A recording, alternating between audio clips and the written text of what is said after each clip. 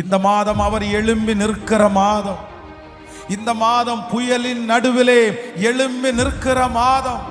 இந்த மாதம் ஒரு விசேஷமான மாதம். அடித்து கொண்டிருக்கிற புயல், கொந்தளித்து கொண்டிருக்கிற அந்த கடலின் நடுவே பிரயாணம் பண்ணி கொண்டிருக்கிற உங்கள் கப்பலிலே இயேசு பிரயாணம் பண்ணி அவர் எழும்பி நின்று காற்றை அதட்டி கடலை பார்த்து இறையாதே அமைதலாயிரு என்றார்.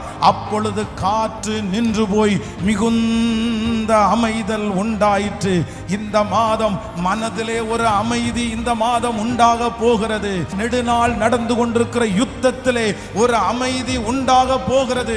இந்த மாதம் எதிர்காலத்தை குறித்த பயம் என்கிற அதை மாற்றி கர்த்தர் ஒரு அமைதியை தரப்போகிறார். கர்த்தருடைய பிள்ளைகள் ஒவ்வொருவருக்கும் இந்த மாதம் அமைதியின் மாதம். நீங்கள் அமைதியாய் ஜீவனம் பண்ண போகிறீர்கள்.